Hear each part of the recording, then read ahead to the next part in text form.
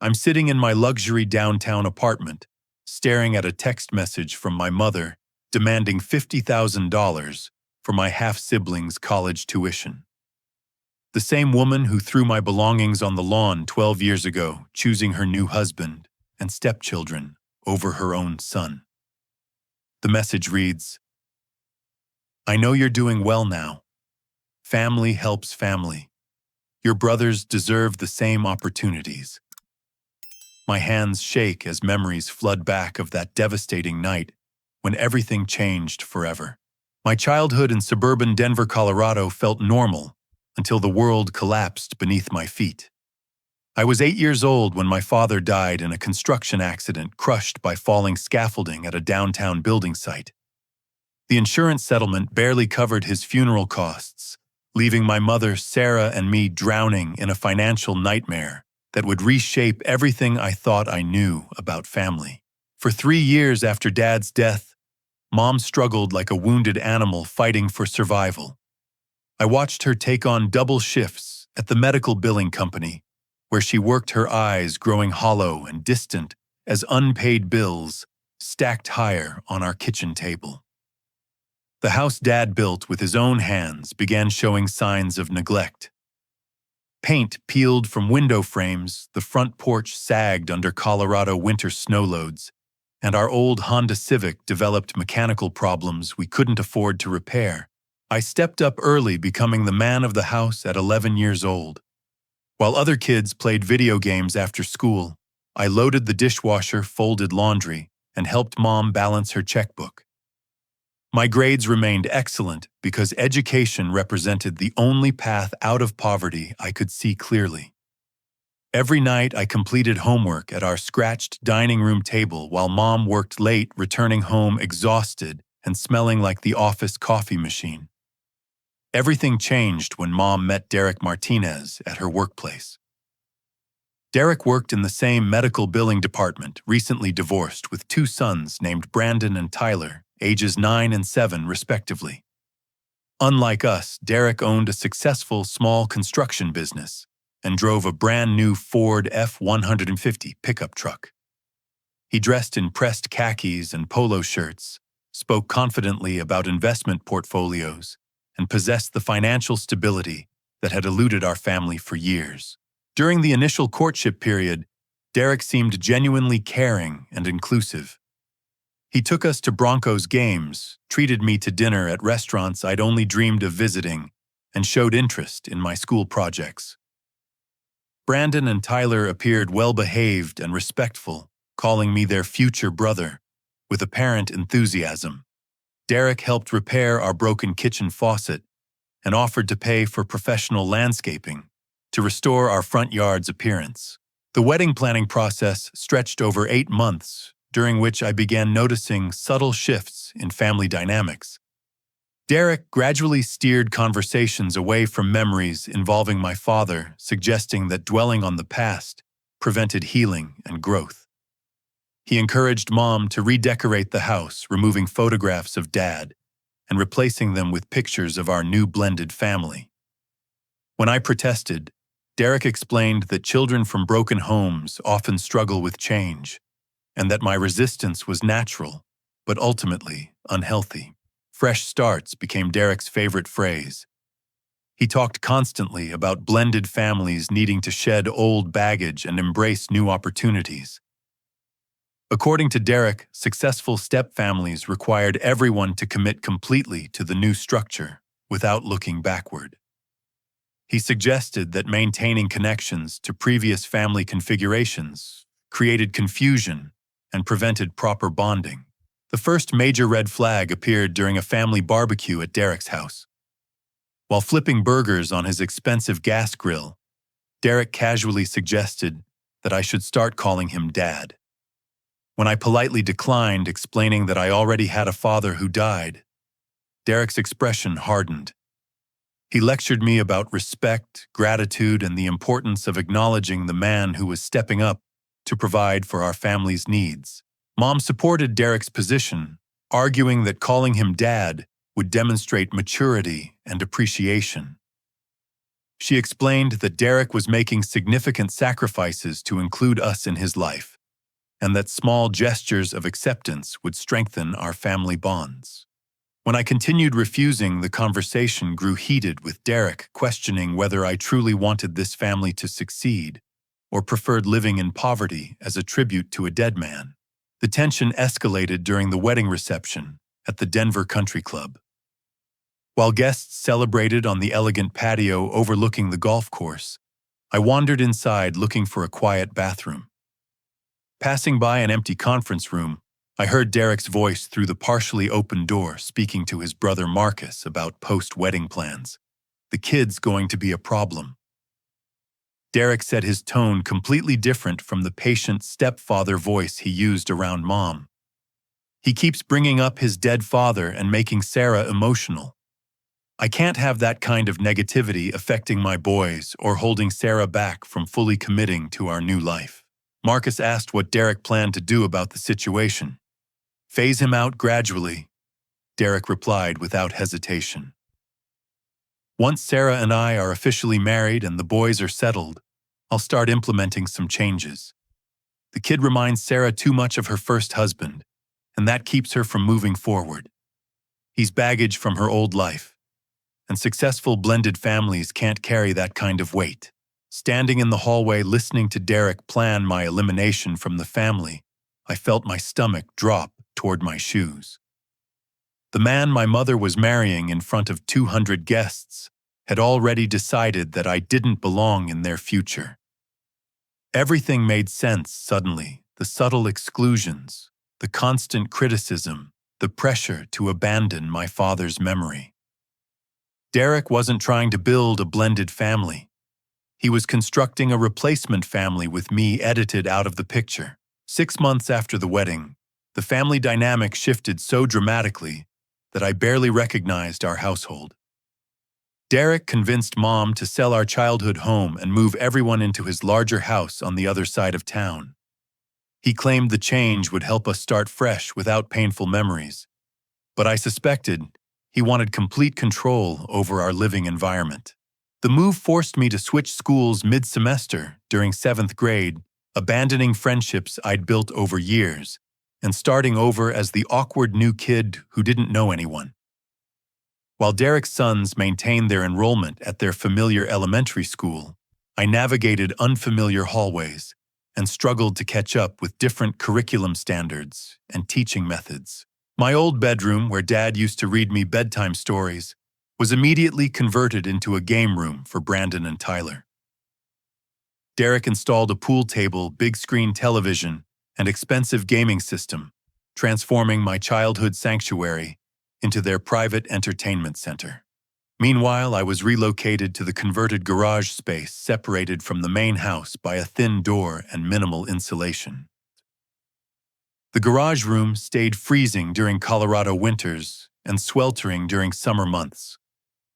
Derek claimed it was temporary until renovations could provide proper accommodations, but months passed without any construction work beginning. Brandon and Tyler each maintained their original bedrooms plus access to the new game room, while I shivered under multiple blankets and studied by desk lamplight. Favoritism became increasingly obvious as Derek showered his biological sons with new clothes, electronics, and sports equipment, while my needs were consistently deprioritized. When I needed new shoes for gym class, Derek told Mom they needed to be more careful with money. The same week, Brandon received expensive soccer cleats, and Tyler got a brand new bicycle for his birthday. School supplies, clothing, and even basic necessities required lengthy negotiations and frequent rejections. Derek established elaborate justification requirements for my purchases, while his sons simply asked and received whatever they wanted. He created detailed budgets and expense tracking systems that applied exclusively to items I requested, treating my needs like luxury purchases rather than basic necessities. My grades suffered due to the school transition and emotional stress of feeling unwanted in my own home. Derek used my declining academic performance to justify further marginalization, claiming that struggling students didn't deserve the same privileges as successful ones. When my report card showed several B grades instead of my usual straight A performance, Derek suggested that maybe I wasn't as smart as everyone thought. Mom remained caught in the middle, but increasingly sided with Derek when conflicts arose. She defended his decisions as necessary for maintaining household harmony and ensuring all children received fair treatment. According to Mom, Derek was working hard to provide for an expanded family, and I needed to show more appreciation for his efforts and sacrifices. Derek implemented household contribution rules that mysteriously applied only to me. While Brandon and Tyler were encouraged to focus on homework and recreational activities, I was assigned specific chores and responsibilities with penalties for incomplete performance. I cleaned bathrooms, maintained the yard, and prepared meals while Derek's sons relaxed in their game room or participated in organized sports. At 14, I got my first after-school job at a local grocery store, initially intending to save money for future college expenses. However, Derek quickly redirected my earnings toward paying for my own school supplies, clothing, and personal items. He explained that working teenagers should contribute to family expenses and learn responsibility through financial participation. The job provided escape from household tensions, but consumed time I needed for homework and extracurricular activities. While Brandon and Tyler joined sports teams and participated in school clubs, I rushed from classes to work shifts, returning home exhausted and falling further behind academically. Derek pointed to my declining grades as evidence that I lacked the intelligence and drive of his successful sons. Derek's sons began treating me like household help rather than family, a dynamic Derek encouraged through subtle reinforcement. When I served dinner, Brandon and Tyler issued commands and complaints as if I were restaurant staff. They left messes expecting me to clean up, borrowed my belongings without asking, and spoke about me in third person while I stood in the same room. Mom witnessed this treatment, but rarely intervened, claiming that sibling rivalry was normal and that I needed to learn conflict resolution skills. She suggested that my sensitivity to their behavior revealed immaturity and that stronger kids would simply ignore such minor annoyances. When I protested, Mom accused me of trying to create drama and disturb the peace Derek was working so hard to establish. The breaking point of this phase came when I discovered Derek had been intercepting and hiding college scholarship information specifically meant for me. My guidance counselor at school mentioned during a routine meeting that several applications I'd supposedly ignored had upcoming deadlines. When I insisted I'd never received any scholarship materials, she showed me documentation proving multiple mailings to our home address. That evening, I searched Derek's home office and found a folder containing dozens of unopened letters from universities, scholarship foundations, and educational organizations. Some offered significant financial aid opportunities that could have covered most of my college expenses. Derek had systematically hidden every piece of correspondence that might help me pursue higher education independently. Confronting Mom with this evidence, I expected her support and shared outrage at Derek's deception. Instead, she accused me of violating Derek's privacy by searching his office and suggested that maybe he was protecting me from academic pressure I wasn't ready to handle. When I pointed out that hiding scholarships was sabotage designed to keep me dependent, Mom accused me of trying to destroy her marriage with paranoid conspiracy theories. Derek has been nothing but generous to you, she said, her voice shaking with anger rather than concern. He didn't have to take on the responsibility of raising another man's child, but he stepped up when you needed a father figure. Instead of showing gratitude, you're constantly looking for problems and creating conflict where none exists. Her complete alignment with Derek's version of events shattered whatever remained of my trust in our mother-son relationship. Standing in our kitchen arguing about college scholarships, I realized that the woman who gave birth to me had chosen Derek's approval over my future. She wasn't being manipulated or deceived. She was actively participating in my marginalization because Derek's financial security mattered more than my well-being. By my 17th birthday, I was working 2 part-time jobs while maintaining grades that, despite the chaos at home, remained solid enough to qualify for college admission. My morning shift at the grocery store started at 5:30, stocking shelves and preparing the deli before school began. After classes ended, I headed to my second job at a local pizza delivery service, driving my beat-up Honda until nearly 10 o'clock most nights. Every dollar I earned went toward a carefully hidden college fund, stored in a savings account at a bank across town where Derek couldn't access it. I saved money for college applications, potential dorm deposits, and the independence I desperately needed to escape our toxic household. My guidance counselor helped me navigate the scholarship application process Derek had tried to sabotage, and several universities expressed interest in offering financial aid. Derek's control over household finances became absolute during this period. He monitored every expense, questioned every purchase, and required detailed justifications for basic necessities. Mom surrendered her financial independence, completely turning over her paycheck and allowing Derek to manage all spending decisions. She claimed this arrangement simplified their marriage and prevented money-related arguments. Sarah became completely dependent on Derek's income and approval, transforming from the strong, single mother who had raised me into someone who sought permission before buying groceries. She stopped making independent decisions and deferred to Derek's judgment on everything from dinner choices to weekend activities. Her personality gradually disappeared beneath layers of compliance and accommodation. My relationship with Mom deteriorated further as she prioritized maintaining Derek's happiness over addressing legitimate family problems. When I tried discussing college plans or future goals, she redirected conversations toward being more grateful for Derek's support and less focused on leaving the family. According to Mom, successful families stayed together and supported each other rather than pursuing selfish individual ambitions. Derek's sons, now teenagers themselves, had learned to treat me with open disrespect that Derek actively encouraged. Brandon, 15 years old, regularly took money from my wallet, used my car without permission, and invaded my garage room whenever he pleased.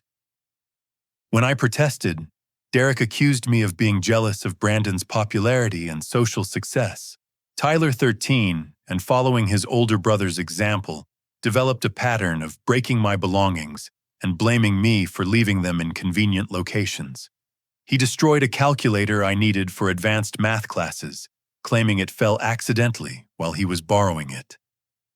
Derek supported Tyler's explanation and suggested I should be more careful with my possessions. The psychological atmosphere in the house became suffocating. Derek created an environment where his sons could do no wrong while my every action faced scrutiny and criticism. If Brandon failed a test, Derek blamed the teacher's unrealistic expectations. If I received a B instead of an A, Derek questioned my work ethic and commitment to excellence. During my senior year, I caught Brandon stealing $200 from my college savings fund money I'd hidden in my desk drawer. The theft represented weeks of work at both jobs, money I desperately needed for application fees and campus visits. When I confronted Brandon directly, he denied taking anything and claimed I was trying to frame him because I resented his family's success.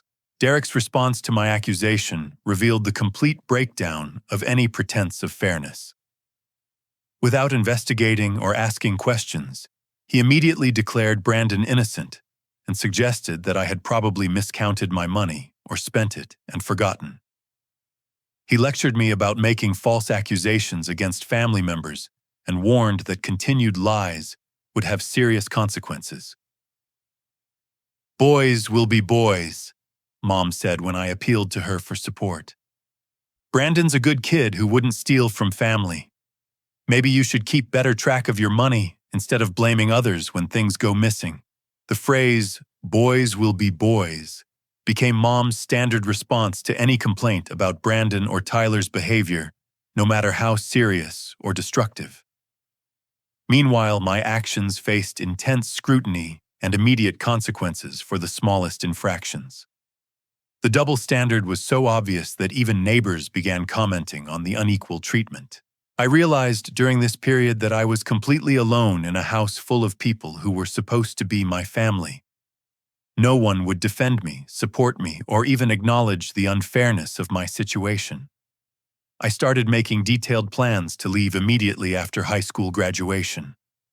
Researching apartments, calculating expenses, and preparing for complete independence. Derek discovered my college acceptance letters and scholarship information during one of his periodic searches of my room, which he justified as necessary parental supervision. Finding evidence of my academic success and financial aid opportunities, he confronted Mom about my plans to abandon the family, right when they needed my help most. According to Derek, my scholarship money represented resources that should benefit the entire family, rather than supporting my selfish desire to leave home. He argued that since they had supported me for years, I owed them financial assistance and shouldn't be allowed to take scholarship funds away from siblings who might need college help later. We've invested years in raising this kid, Derek told Mom during a conversation I overheard through the thin garage door. Now that he's finally in position to contribute to this family's success, he wants to run away and keep everything for himself. That's not how families work.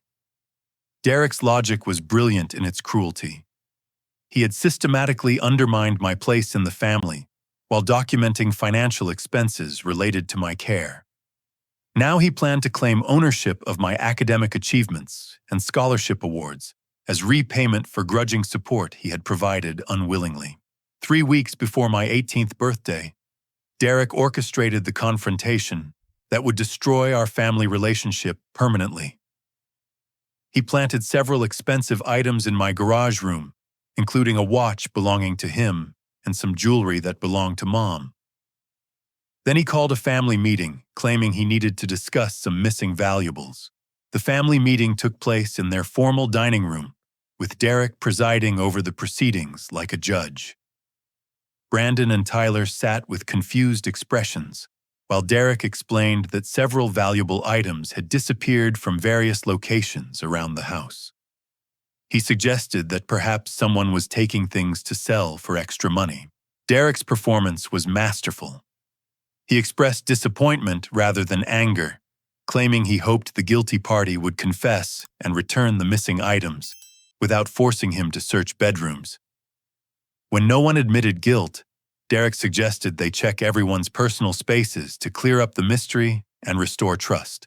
The search began with Brandon and Tyler's rooms, which Derek examined briefly and superficially.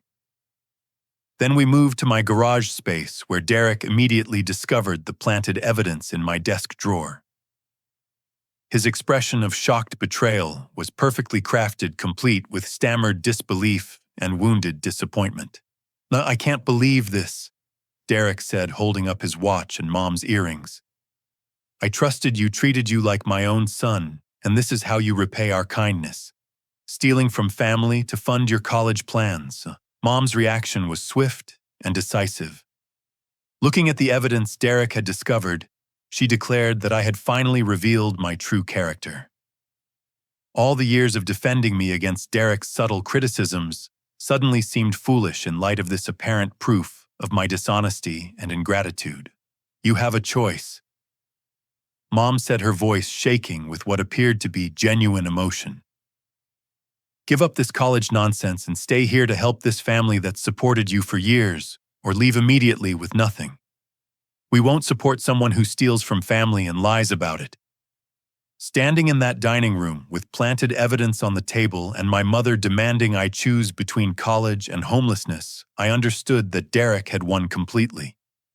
He had turned my own mother against me so thoroughly that she would rather believe I was a thief than question his version of events.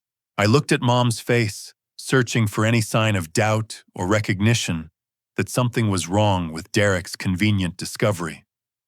Instead, I saw complete conviction that her husband was protecting their family from her dishonest son. Derek had poisoned her against me so effectively that she was prepared to throw me out 3 weeks before my 18th birthday. "I'll leave," I said quietly, understanding that defending myself was pointless. Derek had set up this confrontation carefully, and Mom was determined to believe his story regardless of evidence or logic. The final image burned into my memory was Derek's satisfied smile as I packed my belongings into garbage bags while Mom watched from the doorway. He had successfully eliminated me from their family, claiming moral superiority while destroying a teenager's life through calculated manipulation and lies. I left Derek's house with everything I owned, crammed into my rusted Honda Civic, and exactly $200 in my wallet. The college savings Derek had convinced Mom I'd stolen to buy planted evidence was trapped in a bank account I couldn't access for several more weeks, until my 18th birthday. My first night of independence was spent sleeping in my car behind a 24-hour diner, wondering how I would survive long enough to start college. Jake Peterson, my best friend since middle school, discovered my situation when I showed up at school wearing the same clothes for 3 consecutive days. His family owned a small ranch outside Denver, and his parents, Tom and Linda Peterson, immediately offered their guest room for as long as I needed shelter. Their generosity saved my life during those crucial weeks when everything seemed impossible. The Peterson family represented everything I'd lost when Derek entered our lives. Tom worked as a heavy equipment operator while Linda managed the ranch's horseboarding business. They treated me like family without expecting anything in return, providing meals, encouragement, and practical support as I navigated the complicated process of becoming completely independent at 18. After 2 weeks of their hospitality, I refused to accept any more charity, despite their sincere offers of longer-term help. Tom understood my determination to succeed independently and helped me find work at Morrison Construction, a mid-sized company that specialized in commercial and residential projects. The foreman, impressed by my strong work ethic and willingness to learn, offered me a full-time position with overtime opportunities. Construction work reconnected me with skills my father had taught me during childhood weekends when he brought me to job sites. I remembered his lessons about reading blueprints, using tools properly, and understanding building codes. Working with my hands felt natural and meaningful, like honoring Dad's memory while building my own future. My tiny studio apartment in a converted warehouse cost $450 per month, leaving little money for anything beyond basic survival. I lived on ramen noodles, peanut butter sandwiches, and whatever free meals the construction crew shared during lunch breaks. Every dollar not spent on rent or food went toward community college tuition and textbooks. Enrolling in community college part-time while working construction full-time required careful scheduling and tremendous discipline. I attended classes 3 evenings per week and Saturday mornings studying business administration and construction management. My grades remained excellent despite the exhausting schedule, because education represented my only path toward lasting financial security. Professor David Robertson at Front Range Community College recognized potential in my combination of practical construction experience and academic performance. He encouraged me to consider specializing in historic building restoration, explaining that Denver's historic district renovation projects offered excellent opportunities for skilled contractors who understood both construction techniques and business management. My mentor at Morrison Construction was Pete Sullivan, a 60-year-old foreman who had spent 4 decades restoring damaged and neglected properties throughout Colorado. Pete taught me to see potential in buildings that others considered hopeless, explaining how water damage, structural problems, and cosmetic deterioration could be addressed systematically with proper planning and execution. Under Pete's guidance, I learned advanced skills in foundation repair, historic masonry restoration, and period-appropriate carpentry techniques. More importantly, Pete taught me to estimate project costs accurately and identify properties with genuine investment potential. His wisdom about buying damaged houses at auction became the foundation of my future business strategy. My first property purchase came during my second year of community college when a foreclosed Victorian house in Denver's Capitol Hill neighborhood went to auction for $18,000. The house needed extensive electrical and plumbing work, plus complete interior renovation. But the bones were solid, and the location was excellent for future resale value. Using money saved from construction wages and a small bank loan secured by Pete's recommendation, I bought the property and spent 6 months of evenings and weekends restoring it to livable condition. Pete helped with complicated repairs, while I handled painting, refinishing floors, and landscaping the neglected yard. The process was exhausting, but deeply satisfying. When I sold the restored house 14 months later for $42,000, the profit represented more money than I'd ever imagined possessing. Instead of spending the windfall, I immediately reinvested in 2 more damaged properties, expanding my renovation business, while continuing college coursework and construction employment. Word spread quickly through Denver's real estate community about the young contractor who specialized in rescuing damaged historic properties. Real estate agents began calling me about houses other investors rejected as too complicated or expensive to repair. I developed a reputation for quality workmanship and fair pricing that generated consistent referrals and repeat customers. By my 3rd year of operation, I employed 3 part-time workers and maintained relationships with electricians, plumbers, and other specialists who shared my commitment to historic preservation. My business, Mile High Restoration, became known for transforming problem properties into beautiful homes that honored their original character while meeting modern living standards. Graduating from community college with honors, I transferred to the University of Colorado, Denver, to complete my bachelor's degree in business administration with a construction management concentration. The university's urban campus allowed me to continue operating my business while attending classes, and several professors became valuable advisors who helped me understand complex financial and legal aspects of property development.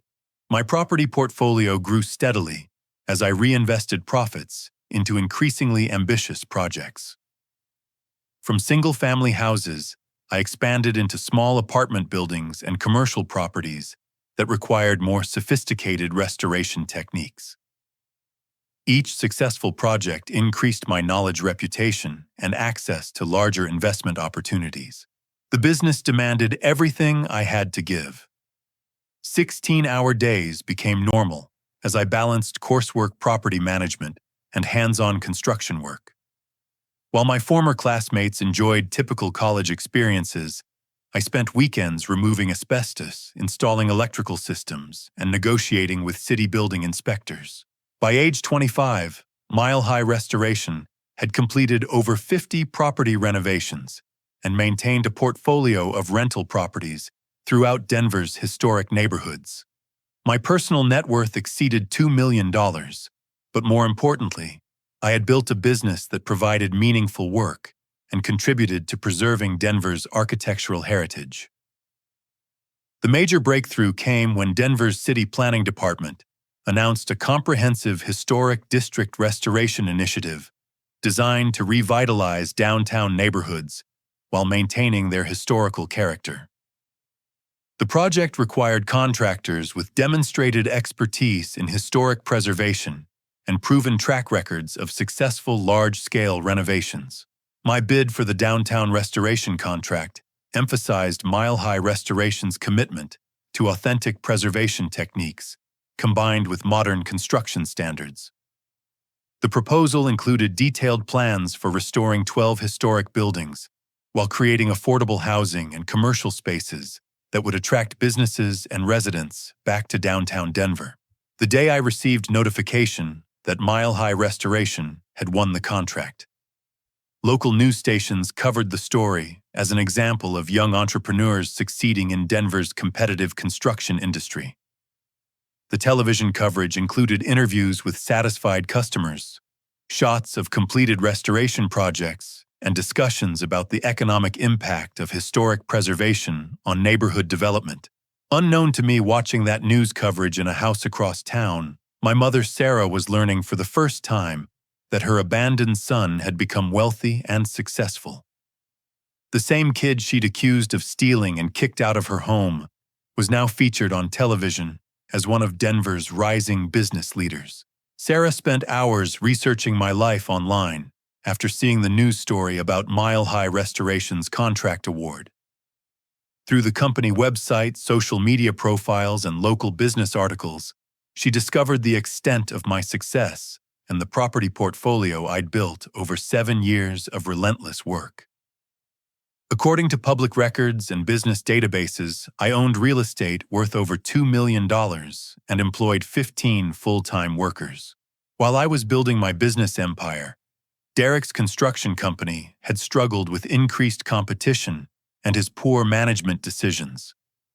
His gambling addiction, which I learned about later, had consumed much of their savings and created serious financial pressure on their household. Sarah was working 3 jobs to supplement Derek's declining income while maintaining their lifestyle and supporting Brandon and Tyler's educational expenses.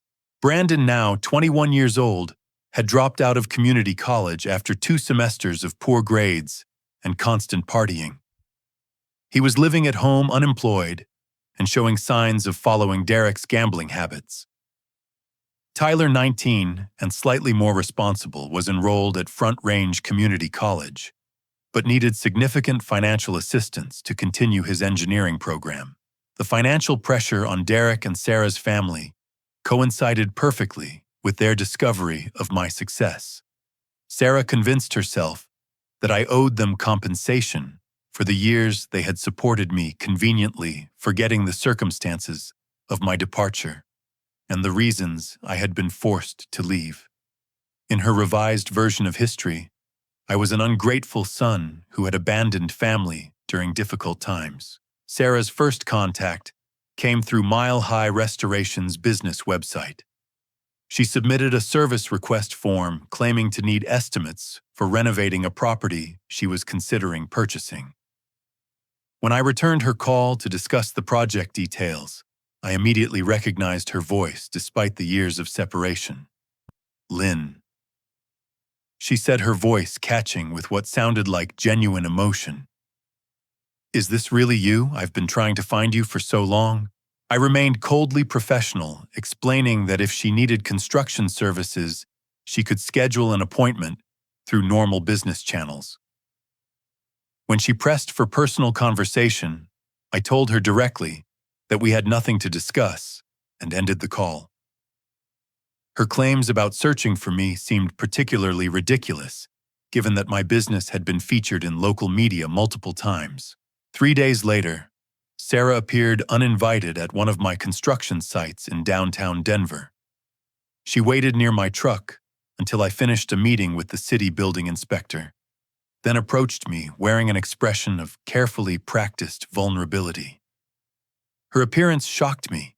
She looked older, worn down by stress and financial worry. "Please don't walk away," she said before I could leave. "I know I hurt you, and I know you have every right to hate me. But I've missed you every single day since you left. And I need you to know that I realize I made terrible mistakes." Her performance was impressive, complete with tears and trembling hands, as she explained how Derek had changed after our marriage ended, and how she finally understood the manipulation I had endured. According to Sarah, Derek's true character emerged gradually, and she now recognized the signs I had tried to warn her about years earlier. I listened without responding, watching her carefully for signs of genuine remorse versus calculated manipulation.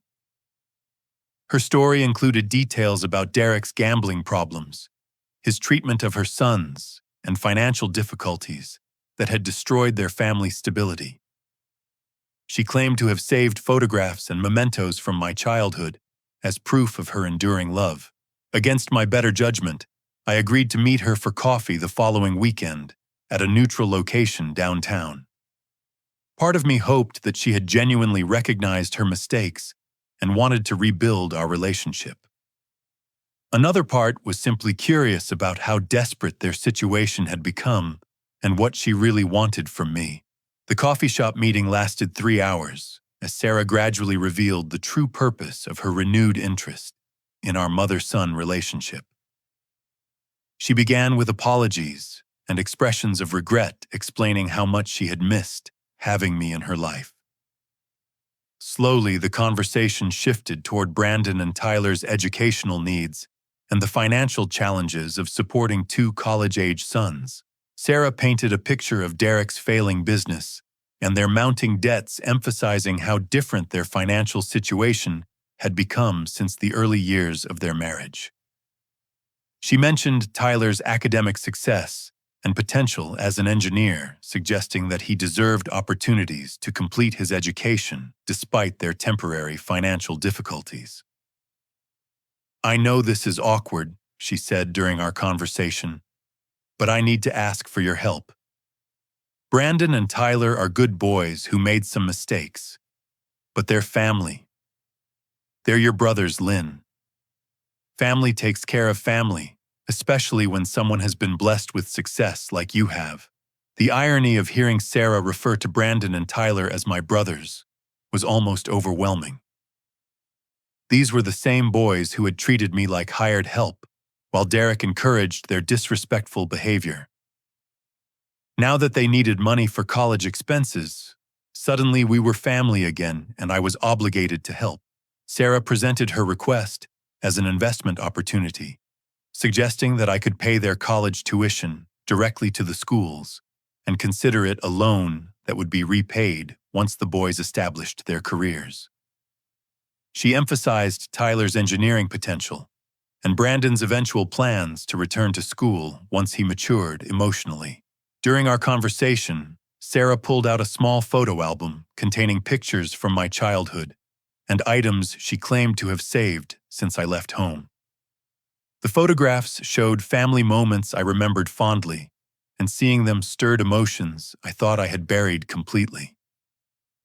She spoke about regretting the loss of our relationship and wanting to rebuild trust gradually.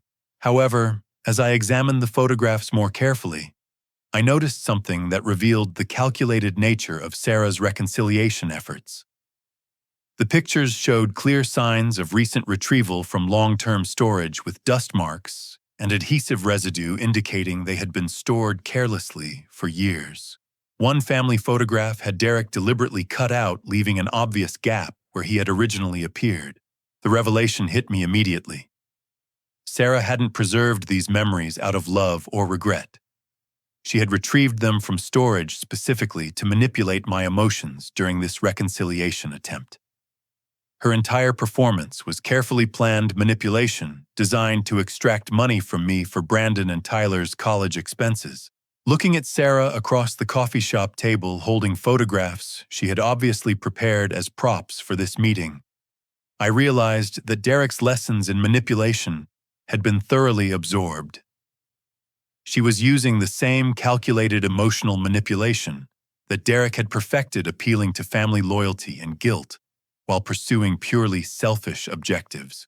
"How much do you need?" I asked quietly, letting her believe her manipulation was working. Sarah's face lit up with relief as she outlined the financial assistance she hoped I would provide. Tyler needed approximately $15,000 per year for tuition books and living expenses to complete his engineering degree. Brandon would need similar support once he returned to school, probably starting the following semester. She suggested that $50,000 would cover both boys' immediate educational needs and demonstrate my commitment to rebuilding family relationships. According to Sarah, this investment in their education would strengthen our family bonds and prove that I had truly forgiven past misunderstandings. I agreed to consider her request and told her I would need time to review my financial situation before making such a significant commitment. Sarah left the meeting believing she had successfully reconnected with her wealthy son and secured funding for her other children's education.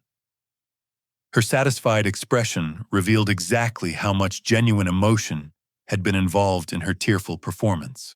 I spent the following week implementing a plan that would expose the true extent of Derek and Sarah's desperation while protecting myself from further manipulation. My first step involved hiring Marcus Webb, a private investigator, specializing in financial and background research, to conduct a thorough investigation into Derek and Sarah's current situation. Marcus's report revealed details far worse than Sarah had admitted during our coffee meeting. Derek's gambling addiction had consumed over $80,000 in equity from their home and maxed out multiple credit cards. His construction business was facing bankruptcy due to unpaid supplier bills and 3 pending lawsuits from customers who had paid deposits for work Derek never completed. Sarah's financial contribution to their household had become critical as Derek's income disappeared into poker games and sports betting. She was working as a part-time bookkeeper at a medical office, cleaning houses on weekends, and delivering food for a restaurant delivery service. Their house was 3 months behind on mortgage payments, and foreclosure proceedings were scheduled to begin within 60 days. Brandon's community college departure resulted from academic suspension rather than voluntary withdrawal. He had failed most of his classes while accumulating significant debt from student loans and credit cards. Rather than seeking employment, he was spending time at casinos and bars, apparently following Derek's destructive lifestyle choices. Tyler represented the only success story in their family. His grades at Front Range Community College were excellent, and he had demonstrated genuine commitment to completing his engineering degree.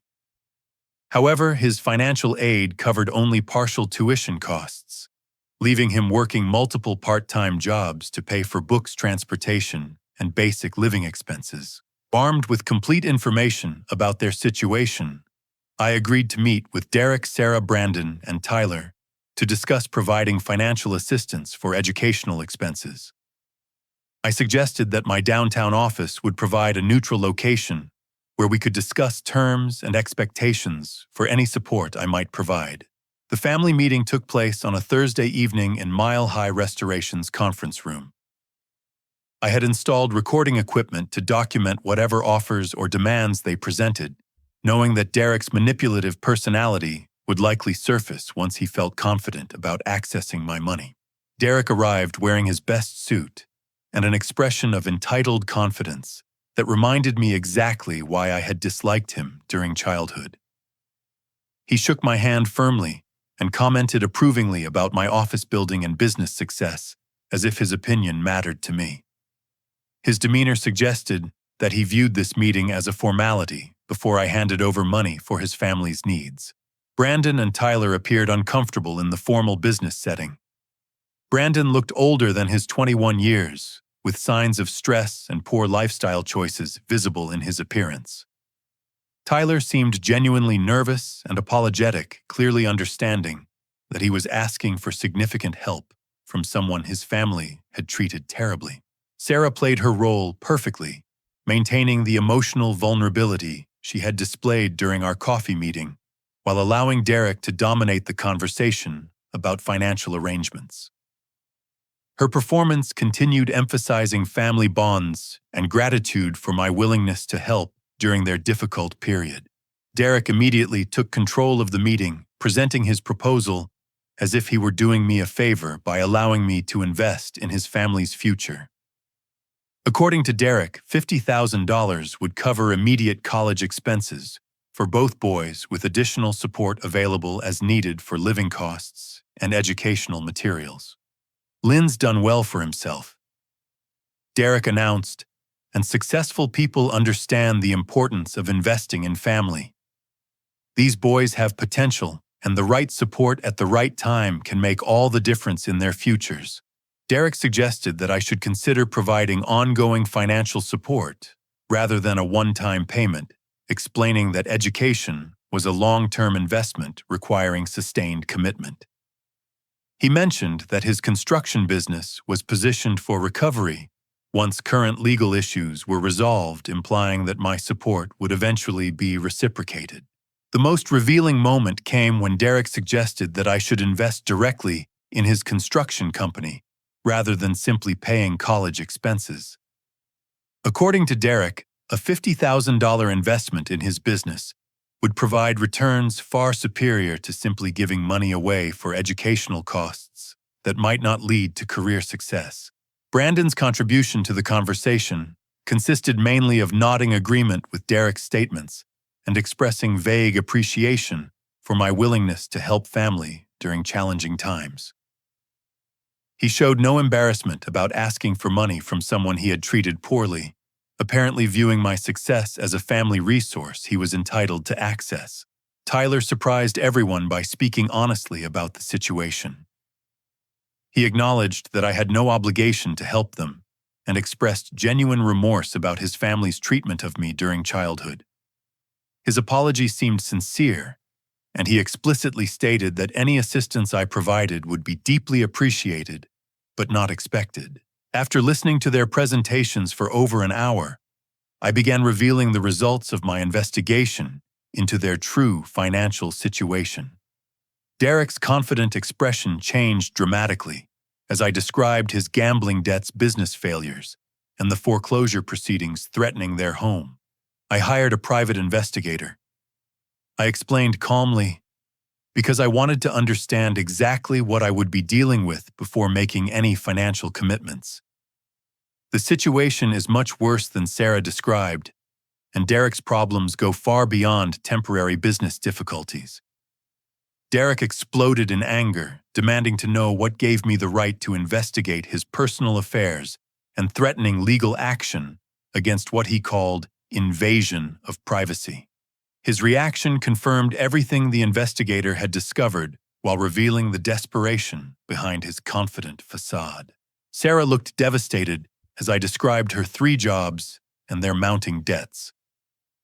Realizing that Derek's carefully constructed story about temporary setbacks had been completely exposed. Her embarrassment was genuine, but I suspected it was more about being caught in lies than about the actual behavior those lies had concealed. I'm willing to help with legitimate educational expenses, I told them, but not under the terms you're proposing. Derek's gambling addiction and business failures make him a terrible investment risk, and I won't provide money that will disappear into poker games and sports betting. My counteroffer was simple and non-negotiable. I would pay Tyler's remaining tuition and educational expenses directly to Front Range Community College, ensuring the money reached its intended purpose. For Brandon, I would provide similar support only after he completed addiction counseling and demonstrated 6 months of stable employment.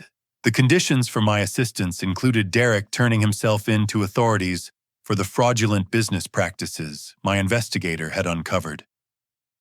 If Derek refused to face legal consequences for his crimes, I would report him myself and provide no financial assistance to anyone in the family. Sarah faced a choice between protecting Derek and securing her son's educational futures.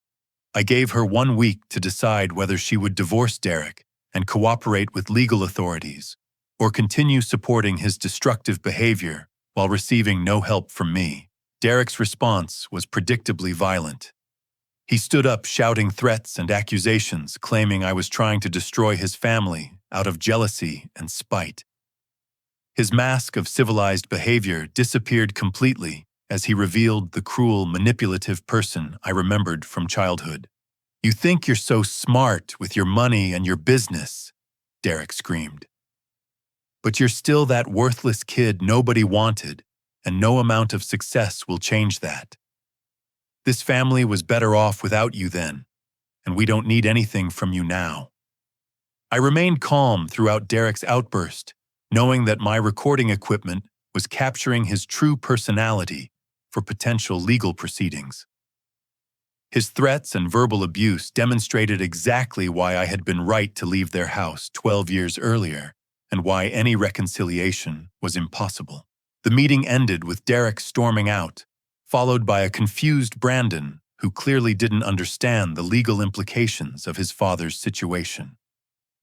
Sarah and Tyler remained behind, both struggling to process the ultimatum I had presented, and the impossible choice between family loyalty and practical survival. The week following our confrontation proved to be the most difficult period Sarah had faced since Derek entered her life. She spent sleepless nights weighing her limited options, while Derek alternated between rage and desperate attempts to manipulate her into rejecting my offer. The weight of choosing between her husband and her son's futures created emotional turmoil that forced her to confront truths she had avoided for years. Derek's response to my ultimatum revealed the full extent of his desperation and criminal behavior. Rather than accepting responsibility for his actions, he threatened to disappear with whatever liquid assets remained from his failing business. He also suggested that Sarah should manipulate me into providing money without conditions by claiming medical emergencies or other fabricated crises. Sarah's decision came Thursday evening when Derek returned home drunk from gambling away money they needed for basic groceries. Finding her in the kitchen, reviewing past due bills, Derek launched into a verbal attack about her failure to secure unconditional financial support from her rich kid. The argument escalated until Derek struck her across the face, crossing a line that shattered her remaining loyalty. Tyler witnessed his stepfather's physical assault and immediately called police while Sarah gathered evidence of Derek's fraudulent business practices I had mentioned during our meeting. In Derek's home office, she found contracts for work he had never performed, forged building permits, and bank statements showing systematic theft of customer deposits. The legal proceedings moved quickly once Sarah provided evidence to district attorney investigators. Derek faced multiple felony charges, including fraud, theft, and forgery related to his construction business operations. His gambling debts had exceeded $200,000, far more than my investigator had initially discovered. Brandon's reaction to his father's arrest surprised everyone. Rather than defending Derek or blaming external circumstances, he acknowledged his own destructive behavior patterns and requested information about addiction counseling programs. Seeing Derek's life collapse apparently motivated Brandon to examine his own choices before reaching the same desperate situation. Tyler maintained his engineering studies while working part-time to support his mother during the difficult transition period. His maturity and work ethic during this crisis demonstrated the character that had initially motivated me to offer educational assistance. Unlike Brandon, Tyler had never fully adopted Derek's sense of entitlement and manipulation. Sarah filed for divorce immediately after Derek's arrest, finally admitting that her marriage had been a financial and emotional disaster that had cost her relationship with her biological son. Her decision to cooperate with prosecutors despite potential financial hardship showed courage I hadn't seen from her since Dad's death.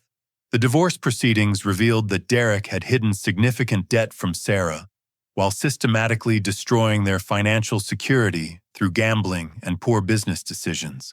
Sarah's financial situation improved dramatically once she was no longer responsible for Derek's obligations and could focus her income on legitimate household expenses. Derek's criminal trial resulted in conviction on multiple felony counts and a prison sentence of 5 years with restitution requirements to defrauded customers. The legal resolution provided closure for his victims while ensuring he couldn't continue victimizing other families through fraudulent business practices. I followed through on my commitments exactly as promised. Tyler's engineering education was fully funded through graduation, allowing him to focus on academic excellence without financial stress. His grades remained outstanding, and he secured an internship with a major Denver engineering firm during his junior year. Brandon completed addiction counseling and maintained steady employment at a warehouse distribution center for 8 months before I provided educational support. His community college return was successful, and he eventually transferred to complete a degree in business administration with a focus on ethical management practices. Sarah accepted my offer of employment at Mile High Restoration, starting in an entry-level administrative position handling permit applications and customer communications. Her medical billing experience proved valuable for managing business operations, and she demonstrated strong work ethic and attention to detail that earned gradual promotions. Working together professionally allowed Sarah and me to rebuild our relationship, slowly based on mutual respect rather than family obligation. She proved herself through consistent performance and integrity, earning trust through actions rather than words. The process took several years, but our relationship eventually healed stronger than before Derek's destructive influence. Tyler graduated from engineering school with honors and secured an excellent position with a renewable energy company designing solar power systems for commercial properties. His success vindicated my investment in his education and proved that some family members deserved support despite past family dysfunction. Brandon's transformation was even more remarkable. After completing his business degree, he started a nonprofit organization providing financial literacy education to young adults from troubled family backgrounds. His personal experience with addiction and financial irresponsibility became assets in helping others avoid similar mistakes. The most meaningful aspect of this resolution was watching Sarah rediscover her independence and self-respect. Working at Mile High Restoration, she developed professional skills and confidence that had been systematically destroyed during her marriage to Derek. She eventually purchased a small house and created the stable home environment she had always wanted for her children. Derek's imprisonment provided justice for his victims while protecting future families from his manipulative and fraudulent behavior. His absence allowed Brandon, Tyler, and Sarah to develop healthier relationships based on honesty and mutual support, rather than fear and financial desperation. My business continued growing throughout this family reconciliation period, eventually expanding into historic preservation projects throughout Colorado and neighboring states. The success that initially attracted Sarah's desperate attention became the foundation for genuine family healing and positive community impact. The experience taught me that true family isn't defined by blood relationships or legal obligations, but by people who choose to support each other through difficult circumstances. Sarah, Tyler, and Brandon earned their place in my life through changed behavior and demonstrated character, rather than claiming automatic entitlement to my success. Looking back on the journey from homeless teenager to successful business owner, I recognize that Derek's cruelty and rejection ultimately motivated me to achieve more than I might have accomplished in a comfortable family environment. His attempt to destroy my future actually freed me to build something better than he could have imagined. The greatest satisfaction came not from financial success or business recognition, but from knowing that my father would have been proud of the man I became despite overwhelming obstacles. Every restored building and successful project honored his memory, while proving that love and hard work can overcome hatred and manipulation. Sometimes the family that rejects you teaches you the strength to build something better. True family isn't about blood, it's about people who choose to stand by you when everything falls apart. The greatest revenge against those who count you out isn't hatred. It's building a life so successful that their opinion becomes irrelevant.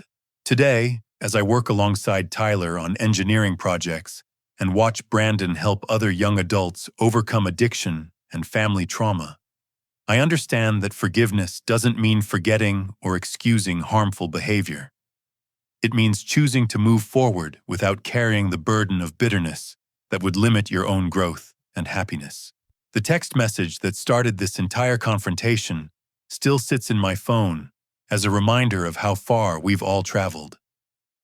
Sarah's desperate demand for money based on family obligation has been replaced by genuine relationships built on mutual respect and shared values. That transformation represents the true victory over Derek's legacy of manipulation and division. Have you ever faced a situation where family members who rejected or mistreated you later expected your help when they discovered your success? How did you handle the complex emotions of being needed by people who had previously discarded you? I'd love to hear your thoughts in the comments below.